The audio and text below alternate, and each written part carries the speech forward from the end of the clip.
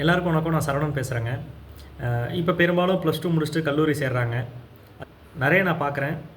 மிக குழப்பமான சூழ்நிலை வந்துட்டு மாணவர்கள் மத்தியிலையும் பெற்றோர்கள் மத்தியிலும் இருக்குது. என்ன படிப்பு எடுக்கிறது, என்ன அதெல்லாம் நிறைய கன்ஃபியூஷன்ஸ் இருக்குது. நான் ஒரு சின்னதாக ஒரு டிப்ஸ் ஒன்று சொல்கிறேன், உங்களுக்கு எல்லாத்துக்கும் புரியும். கண்டிப்பாக இந்த கன்ஃபியூஷனில் இருக்கவங்களுக்கு இந்த வீடியோ அனுப்புங்க. மேபி புரியலாம், ஒரு சின்ன உதவியாக இருக்கலாம். நம்ம எல்லோரும் ஊருக்கு போகிறோன்னு வச்சுங்களேன்.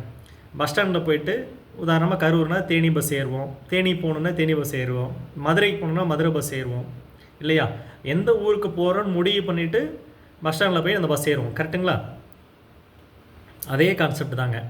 நான் இப்போ விவசாயத்துறையில் சாதிக்கணும் அப்படின்னா BSc agriculture, BSc horticulture, BE agriculture, BTech agriculture, diploma agriculture. உதாரணத்துக்கு நான் விவசாயத்துறையில் சாதிக்கணும் அப்படின்னா இந்த 5 படிப்புகள் இருக்குது. இதில் 5ல் ஏதாவது ஒரு படிப்பு உங்களுக்கு எது கன்வீனியன்ட்டோ அதை பார்த்து நீங்கள் படிச்சுக்கலாம்.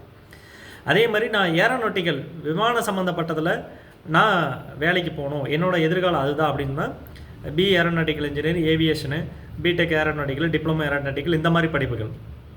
அதே மாதிரி நான் சாஃப்ட்வேரில் வேலை செய்யணும்னு ஆசைப்பட்றேன் அப்படின்னு நினச்சிங்கன்னா BTech IT, BE computer science, CSC computer science, BCA, BSc IT, இந்த மாதிரி உதாரணத்துக்கு.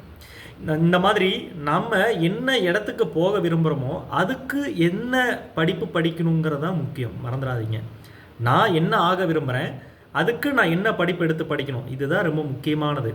மாறா எப்படி இருக்கக்கூடாதுன்னா ஏதோ ஒரு படிப்பு எடுத்துகிட்டு போகிற வாக்கில் போகலான்னு நினச்சா அது சரியான கோல் செட்டிங்காக அமையாது. ஸோ சின்ன டிப் மறுபடியும் நான் சொல்கிறேன், நான் என்ன ஆக விரும்புகிறேன், அதுக்கு என்ன படிப்பு எடுத்து படிக்கணும், இதுதான் ரொம்ப சிம்பிள். நன்றி. சரவணன்.